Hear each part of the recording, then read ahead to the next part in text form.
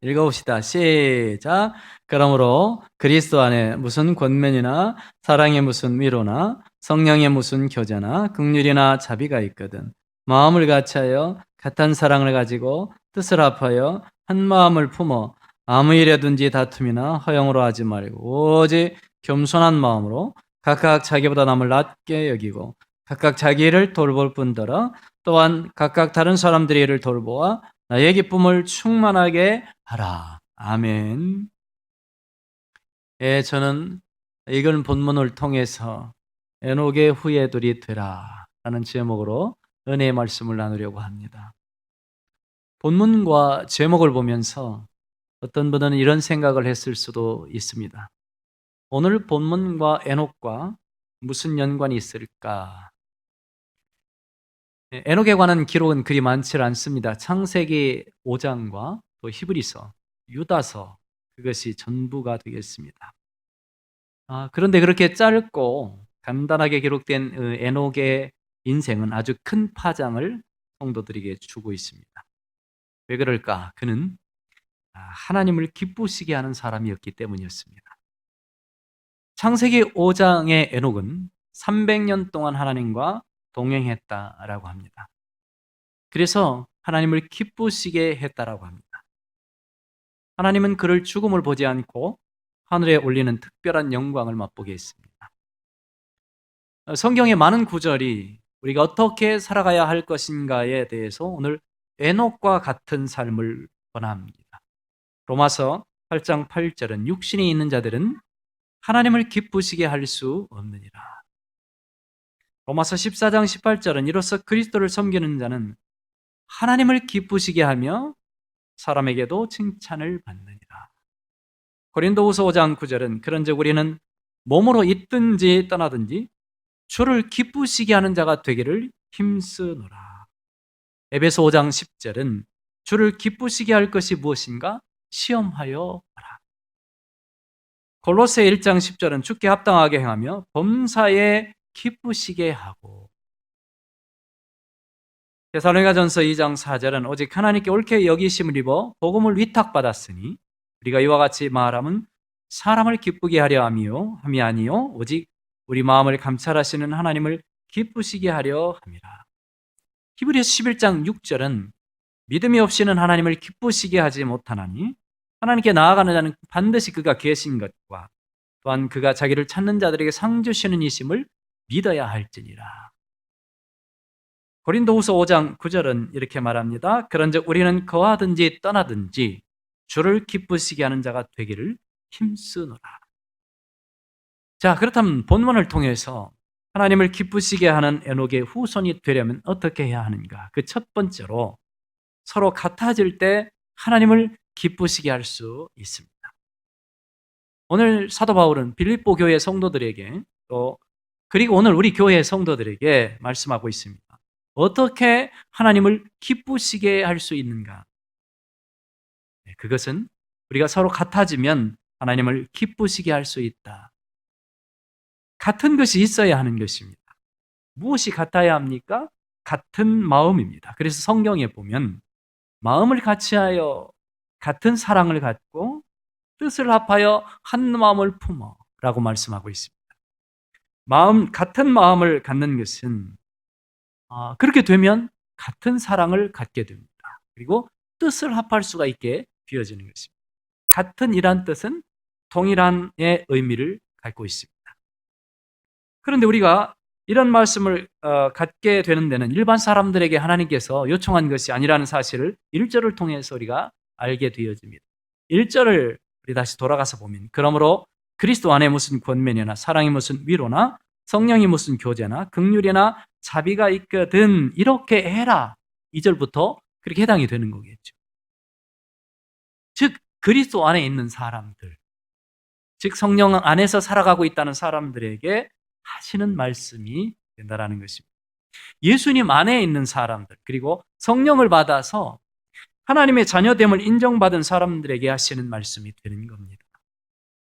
그러므로 성도들아 여러분들은 이렇게 살아가야 됩니다. 여러분 외모가 같아야 된다라고 말씀하지 않습니다. 같은 옷을 입어야 된다라고 말씀하지도 않습니다. 우리의 내면, 우리의 마음, 우리의 속에 품은 사랑, 뜻이 같아야 한다. 어떻게 그렇게 될 수 있는가? 그리스도로 같아져야 한다. 그리스도 안에서 같아져야 한다라는 것입니다. 예수님은 십자가로 온 인류를 하나로 묶으셨습니다. 바벨탑 사건으로 온 세계가 다른 언어를 갖고 흩어져 버렸습니다. 그러나 예수님 오셔서 하신 일이 사람들을 하나로 묶으신 일입니다. 뿔뿔이 흩어져 있던 사람들이 예수님의 십자가 안에서 하나가 되었습니다. 같은 언어로 하나가 되게 하지 않으셨습니다. 죽음으로 자신의 제자들을 하나로 묶으셨습니다. 엄청난 사랑으로 하나가 되게 하셨습니다. 지금도 세계에서 중국에서 만나든 독일에서 만나든 영국에서 만나든 필리핀에서 만나든 나는 그리스도인입니다. 이 한 말이 엄청난 동질감을 갖게 됩니다. 그렇습니까? 저도 그리스도인입니다. 언어가 달라도, 국가가 달라도, 민족이 달라도, 사는 배경이 달라도 나는 그리스도인입니다. 라는 말 한마디에 우리가 미처 생각할 수 없는 놀라운 동질감을 서로가 느낄 수 있다는 것입니다. 그래서 에베소 2장 16절은 말씀합니다. 또 십자가로 이 둘을 한 몸으로 하나님과 화목되게 하려 하심이라 원수된 것을 십자가로 소멸하시고 우리를 하나님과 화목하게 하시려고 죄를 용서받고 하나님의 품으로 가게 하시기 위해서 예수님의 십자가를 지셨는데 결국 예수님의 희생은 모든 원수된 것에서 화목하게 하시는 것이었습니다. 예수님 믿기 이전에는 생각이 다를 수 있고 살아가는 모양이 다르고 또 뜻이 다르고 사랑이 달랐습니다. 그러나 그리스도 예수 안에서 우리는 성령이 주시는 같은 생각을 품게 됩니다. 그리고 성령이 주시는 같은 사랑을 품게 됩니다. 성령이 주시는 뜻 안에서 하나가 되어집니다. 예수님께서 하신 말씀을 살펴보면 우리가 왜 하나님을 기쁘시게 할 수 없는가에 대한 역추적이 가능한 말씀을 요한복음 15장 11절에 주셨습니다. 내가 이것을 너희에게 이르면 내 기쁨이 너희 안에 있어 너희 기쁨을 충만하게 하려 함이라. 내 기쁨이 너희 안에 있어 너희 기쁨을 충만하게 하려 함이라. 우리의 기쁜 인생을 위해 예수님은 우리를 구원하셨습니다. 우리가 기뻐하는 것을 하나님은 기뻐하십니다. 그러나 어떻게 하면 우리가 영원히 기뻐할 수 있는가에 대해서 예수님은 나의 기쁨이 너희 안에 있어 라고 말씀합니다. 하나님의 기쁨이 먼저입니다. 그리고 그 기쁨을 우리 안에 모실 때에 우리는 같이 기뻐할 수 있는 것입니다. 우리 아이들이 어릴 적에 보면 집안에서 엄마와 또 아빠가 기뻐서 웃으면 자기들도 뭔지도 모르고 함께 기뻐하고 기쁨이 충만합니다. 엄마 아빠가 기쁘니까 나도 기쁜 겁니다. 여러분, 우리 안에 기쁨을 잃어버리게 된 것은 우리가 우리 기쁨에만 충실하게 되면서부터입니다. 한번 생각해 보십시오. 우리는 날마다 기쁨을 생각하죠. 어떻게 하면 기쁜 인생을 살 수 있을까? 어떻게 하면 기뻐질까? 여러분, 그렇게 되면 기뻐져야 되는 거 아니겠습니까? 기쁜 인생이 되어야 하지 않겠습니까? 그러나 정작 기쁘기보다는 슬픈 일이 훨씬 더 많습니다. 온통 나의 기쁨을 생각하고 우리 가족의 기쁨을 생각하고 근데 이것이 다인데 전부인데 어디 그렇게 되던가요? 이유가 뭡니까? 예수님의 기쁨이 우리 안에 없으니까 기쁨의 원천이 사라진 것입니다. 기쁨의 동력이 상실된 것이에요. 우리 안에 기뻐할 수 있는 힘이 사라진 것입니다. 우리는 이 사실에 매우 집중해야 합니다. 어떻게 우리가 회복될 수 있을까? 오늘 말씀과 같이 그리스도 안에서 같은 마음을 품고 같은 사랑 안에서 뜻을 합해야 하는 것입니다. 그럴 때에 하나님은 우리 공동체를 기뻐하시고 우리 개인과 가족을 기뻐하실 수 있는 것입니다. 이것이 왜 필요합니까?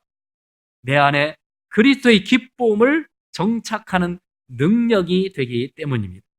지금 내 안에 무엇으로 가득한가? 나의 기쁨이죠. 나의 가족의 기쁨이죠. 이것이 잘못됐다라는 것이 아닙니다. 순서가 바뀌어졌다라는 것입니다. 이것들을 비우고 그리스도의 기쁨이 우선이 될 때에 우리는 연합이 가능하고 같은 사랑을 가질 수가 있습니다. 그리스도의 기쁨을 갖게 될 수 있는 것입니다. 그렇다면 그리스도의 기쁨의 핵심이 무엇입니까? 십자가 앞에서도 웃을 수 있는 능력. 그리고 오히려 십자가가 능력이 되는 것입니다. 성경을 보면 스데반 집사님이 그렇게 살았습니다. 죽음 앞에서도 웃을 수 있었습니다. 바울이 그렇게 살았습니다. 베드로도 그렇게 살았습니다. 제자들이 그렇게 살았습니다. 우리도 그렇게 살 수 있다라는 것입니다. 십자가는 고통일 수 있고 아픔일 수 있고 또 죽음일 수 있지만 그리스도의 기쁨이 내 안에 있으면 그것 앞에서도 웃을 수 있는 힘이 생기는 것입니다. 성도 여러분, 그리스도로 같은 마음, 같은 사랑, 뜻을 합할 수 있기를 예수님의 이름으로 축원합니다. 나의 기쁨을 내려놓으면 평안해집니다. 주를 기쁘시게 하다 보면 역설적으로 오히려 내가 기쁘죠. 용서받은 자, 사랑받는 나. 그죠? 사랑해 주어야만 했던 내가 외롭고 힘이 드는 적이 얼마나 많이 있어요. 근데 그리스도 안에 있으면 내가 사랑받고 있다는 사실을 깨닫게 되어집니다. 내 힘으로 사랑하려고 했기 때문에 더 이상 사랑의 힘이 나오지 않기 때문에 외롭고 힘이 드는 것이죠. 그러나 그리스도께서 나를 사랑하고 계신다라는 사실을 내가 알고 깨닫는 순간 그 사랑의 힘의 원천이 내 안에 회복되어 가기 때문에 주를 기쁘시게 하며 살 수 있을 뿐만 아니라 내가 기뻐지는 것입니다. 오늘 본문은 성도들이 그렇게 살 때 목회자인 사도 바울의 기쁨이 충만해진다라는 것이죠. 성도들이 주를 기쁘시게 하며 살고 그것으로 인해 자기도 기쁘게 살고 있는 모습을 보면 목회자들이 얼마나 기쁘겠습니까? 그러니까 사도 바울이 그런 나의 기쁨을 충만하게 하고 나도 그런 당신들의 모습을 보고 싶습니다. 그리스도 안에서 기쁨이 사라지지 않고 힘이 들어도 십자가가 있어도 그 십자가 앞에서도 의연하게 웃을 수 있는 당신들을 보니 내가 너무나 기쁩니다. 그리고 그런 당신들을 계속 보고 싶습니다. 사람들은 기쁨의 원천을 그리스도가 아닌 돈이나 사람이나 일에서 찾았는데 이제는 예수님, 나를 구원하신 예수님, 그 예수님이 지신 십자가가 너무 고맙고 감사하고 내가 이렇게 교회에 나와 예배를 드리고 있다라는 사실이 얼마나 기쁩니다. 여러분, 이것은 사라지지 않는 기쁨입니다. 사실 요한복음 4장의 한 여인은 좋은 예가 되겠습니다. 이 여인처럼 세상의 기쁨이 그 세상의 기쁨과 소망으로 가득 찬 사람 그리 많지 않습니다. 남편을 5이나 보내고 6번째 남편과 살고 있는. 그런데 그는 여전히 기쁘지 않은 거예요.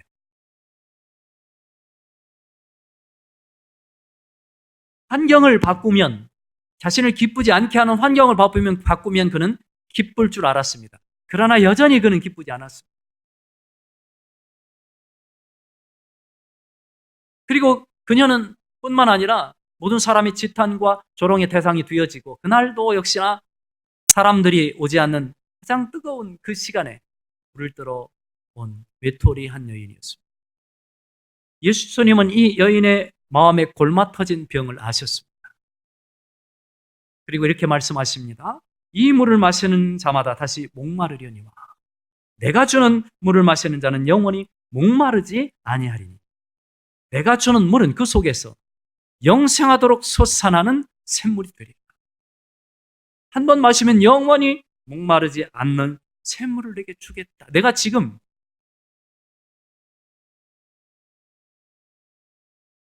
내 영혼이 갈급하고 목마른데, 영혼이 목마른데 물로 그 영혼을 채울 수 있겠느냐는 것입니다. 영혼을 채울 수 있는 물을 내가 너에게 주는데 그 물은 영원토록 목마르지 않는 물이 될 것이다.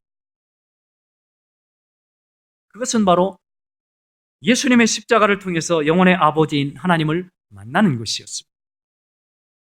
이 여인은 그 영원한 샘물을 마시고 인생의 대역전이 펼쳐집니다. 동네 전체를 예수님께 인도합니다. 그가 받은 기쁨의 모습은 이전의 그 기쁨이 아니었습니다. 자신이 추구하던 기쁨도 아니었습니다. 아버지께서 주신 기쁨이었습니다. 예수 그리스도 안에서 그분의 마음을 품고 그분의 사랑으로 채워지고 그분의 뜻으로 하나 될 때 우리는 하나님의 기쁨이 되는 공동체가 될 수 있을 것입니다. 두 번째로는 겸손하게 살면 하나님을 기쁘시게 할 수 있습니다. 우리가 하나님의 소원대로 살면 하나님이 기뻐하십니다. 오늘 이 말씀의 뜻이 뭡니까? 하나님은 나는 우리 사랑하는 성도들이 이렇게 살길 소원한다라는 것입니다. 그럴 때 내가 기쁘겠다라는 것 아니겠습니까? 바울이 섬기는 교회 성도들에게 주시는 말씀뿐만 아니라 오늘 우리 교회에게 주시는 말씀인데 어떻게 살면 하나님이 기뻐하십니까? 오늘 본문으로 2절부터 돌아가면 3절 보면 아무 일에든지, 이것은 아무것도 아닌 일에도 라는 뜻을 가지고 있습니다. 중요한 일이 있고 중요하지 않은 일도 있지 않습니까? 그러니까 중요하지 않는 일을 할 때에도 다툼이나 허영으로 하지 말고, 무슨 일을 할 때 보면 꼭 다툼을 일으키고 파당을 짓고 사람을 갈라지게 하는 그런 상처 주는 사람들이 있습니다. 하나님께서는 일도 중요하지만 일 속에서 펼쳐지는 관계를 더 깊이 보시는 하나님이십니다.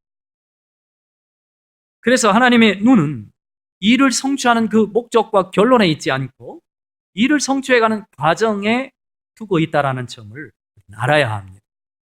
성도들은 서로 간에 다툼으로 일을 해서는 하나님의 기쁨이 되지 못합니다. 화목을 기뻐하시는 하나님께서는 예수님을 화목제물로 삼으셨듯이 화목하게 일을 진행하는 것을 원하십니다. 아무것도 하지 않으면 싸울 일이 없습니다. 무덤에 들어가 있는 사람들이 싸울 일이 있겠습니까? 무슨 일을 하기 때문에 그 속에서 문제가 생기는 것입니다. 그러니까 무슨 일을 하고자 하는 열심이 있고 마음이 있는 사람들이 이 죄에 빠질 수가 있게 되는 것입니다. 그러나 우리는 더 좋은 길, 화목하게 하는 길을 선택해야 합니다. 하나님의 이 일은 일을 빨리 하거나 성과를 거두는 것보다는 화목하게 하는 것이죠. 또 하나는 허영입니다. 허영은 자랑과 자만이란 뜻을 갖고 있습니다. 자신을 드러내고 자신을 다른 사람 위에 놓는 것입니다. 이것이 허영입니다. 일을 할 때 분란을 만들어내는 사람들, 화합하지 못하는 사람들은 주로 허영심에 사로잡혀 있는 경우가 많습니다. 이런 사람들이 끼어 있는 조직과 공동체는 하나 되기가 매우 어렵습니다. 우리는 우리 자신을 십자가 앞에 항상 내려놓아야 합니다. 일을 잘하는 사람도 있을 수 있습니다. 또한 일을 못하는 사람도 있을 수 있습니다. 일을 잘하는 사람은 그것이 자신의 능력보다는 그것이 다른 사람 위에 군림하게 되는 것이 아니고 다른 사람을 섬기기 위해서 하나님께서 주신 달란트라는 사실을 우리는 기억해야 하는 것이죠. 일을 못한다고 해서 그 사람의 가치가 떨어지는 것은 아닙니다. 그러기에 본문은 자연스럽게 하나님을 기쁘시게 하기 위해서 이런 사람이 되라는 것으로 흘러갑니다. 어떤 사람이 하나님을 기쁘시게 할 수 있습니까? 다툼과 허영심을 버리고 겸손해지는 것입니다. 본문의 겸손하다는 의미에 대해서도 자세하게 설명하고 계십니다. 각각 서로 간에 자기보다 남을 낮게 여기는 게 겸손입니다. 남을 낮게 여긴다라는 뜻은 뛰어나게 여긴다라는 뜻으로 해석이 되어집니다. 하나만 보면 자기가 남보다 무엇인가 낫다라고 여길 수 있게 되어지겠죠. 그런데요, 가만히 살펴보면 다른 사람이 나보다 뛰어난 점을 발견할 수가 있습니다. 하나님의 창조 법칙은 아담에게도 뛰어난 점이 있거니와 하와에게도 뛰어난 점이 있는 것입니다. 남편에게도 뛰어난 점이 있고 아내에게도 뛰어난 점이 있는 것입니다. 그래서 하나님께서는 돕는 배필로 아담을 위해서 하와를 창조하신 것입니다. 아담의 약점을 보완하고 아담의 외로움을 채워줄 수 있는 사람이 하와입니다.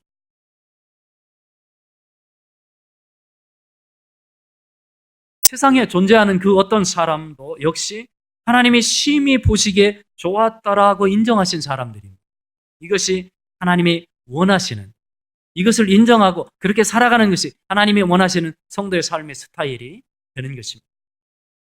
예수님은 작은 어린아이도 작은 소자도 무시하지 않았습니다.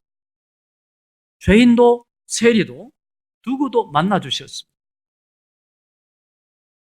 하나님이 아들로 오셨지만 문둥병자도 안전뱅이도 5번 이혼하고 6번째 남편과 사는 여인도 술 주정꾼도 가난하다 잡혀온 여인도 그들이 하나님이 지으신 소중한 존재라는 것을 예수님께서는 인정하셨다라는 것입니다.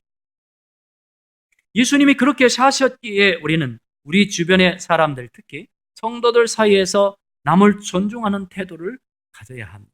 그래서 우리가 알아야 할 사실이 있습니다. 바로 이것입니다. 겸손한 자가 승리한다라는 사실. 능력 있는 자가 승리하지는 않습니다. 겸손한 자가 반드시 승리한다. 이것이 하나님의 법칙입니다. 이 일을 잘하는 사람이 승리하지 않습니다. 겸손한 자가 승리하게 되어 있습니다. 왜요? 하나님이 기뻐하시는 사람이기 때문에. 우리는 사장님을 기쁘시게 하는 사람이 아니라 사장님도 창조하신 하나님을 기쁘시게 하기 위해서 사는 사람입니다. 그러니 높으신 하나님의 말씀을 더 귀하게 여기는 것입니다. 세상의 법칙이 하나님 안에서 무용지물이 될 때가 많이 있죠.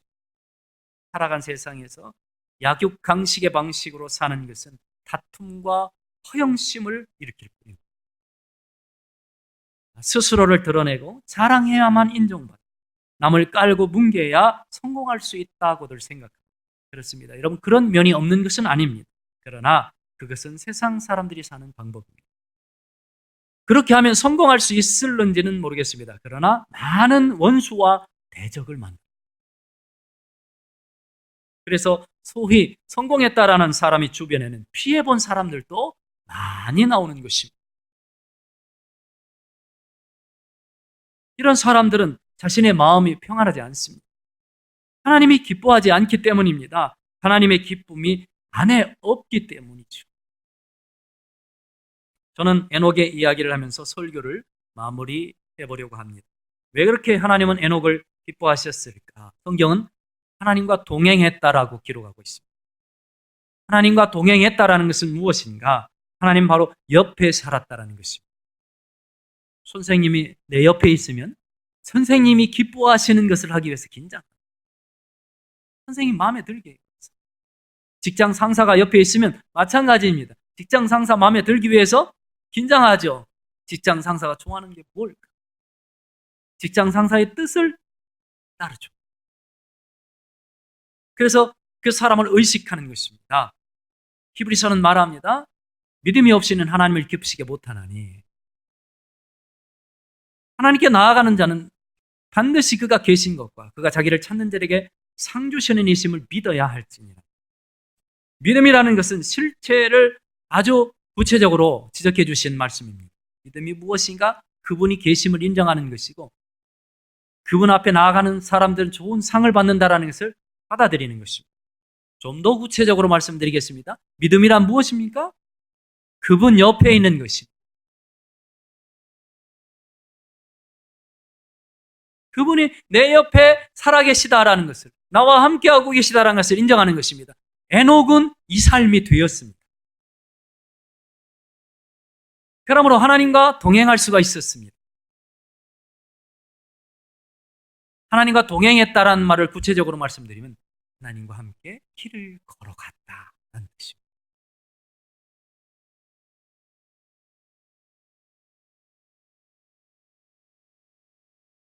그분을 의식하게 되면 그분을 기쁘시게 할 수 있는 방법에 귀를 기울입니다. 그분이 기뻐하는 방법을 찾다 보니 내가 오히려 기뻐지는 것입니다. 뭔가 다르게 느껴지는 것입니다. 사는 게 아주 귀해지는 것입니다. 복된 삶이 느껴지는 것입니다. 지난주에 한 제자가 찾아왔습니다. 박사 학위를 받고 교수가 되기 위해서 열심히 살고 있는 제자였습니다. 그런데 인생의 목적과 관련된 이야기를 나누었습니다. 이 아이에게는 아픔이 있었습니다. 자신은 열심히 살면 되는 줄 알았다고 말을 합니다. 그런데 그 세계가 그런 세계였다라는 것을 비로소 알았다라는 것입니다. 돈을 요구하기도 하고 줄과 백이 있어야만 올라갈 수 있는, 그러니까 아무런 백도 없고 줄도 없는, 돈도 없는 자신에게 너무 어려운 길이다라고 말을 합니다. 이런 이야기를 해주었습니다. 세상 사람들이 하는 방식대로 살지 말고 하나님의 최선을 구해보라. 하나님이 기뻐하시는 방법으로 살다 보면 하나님이 기뻐하실 뿐만 아니라 사람들도 인정하게 되는 때가 옵니다. 세상의 방법은 성공이 잠깐일지 모르겠으나 하나님 방법으로 성공하면 영원히 성공할 수 있게 된다라는 것입니다. 그러니까 꿈이 있으면 더 하나님과 가깝게 지내도록 하라. 하나님을 기쁘시게 해라. 그것이 참된 성공이다. 이 말을 듣고 위로가 되었나 봐요. 이제 교회에서 직분도 받아보고 싶고 사역도 해보고 싶고, 남편이 믿음이 약한데 남편이 5년 내에 아이가 크기 전에 자신의 믿음을 뛰어넘는 믿음의 사람이 되도록 기도하겠습니다. 이렇게 말을 하더라고요. 성도의 인생은 해답이 딱 하나입니다. 하나님과 가까워지는 것입니다. 할렐루야. 그래야 하나님을 기쁘시게 할 수 있는 것입니다. 하나님을 의식하고 하나님의 방법으로 살려고 힘을 내는 것입니다. 여러분, 세상이 당신을 조롱해도 아파하지 마세요. 그들은 늘 그렇게 사는 것입니다. 그게 그들의 기쁨이고 그들의 방법입니다. 그러나 하나님의 기쁨은 내 기쁨이 너희 안에 있어 너희의 기쁨을 충만하게 하려 함이라 라고 말씀하신 것처럼 하나님의 방법으로 하나님을 의식하면서 살아가는 성도들, 하나님을 기쁘시게 하며 살다 보니까 그 기쁨이 내 기쁨이 되어지는 성도들, 그들에게 하나님의 마음이 있다라는 것입니다. 한 주간도 여러분 그렇게 하나님의 승리의 대열에 합류하시면서 에녹의 참다운 후예들이 되시기를 예수님의 이름으로 축원합니다. 아멘. 기도하시다. 주님 감사합니다. 오늘도 우리가 살아가는 삶의 다양한 환경 속에서 오직 예수님을 가슴에 품고 하나님의 영광과 기쁨을 위해 살아가는 성도들, 더 큰 힘을 갖게 하셔서 삶 속에서 그 믿음으로 승리하는 성도들이 되게 주시옵소서. 예수님 이름으로 간절히 기도합니다. 아멘.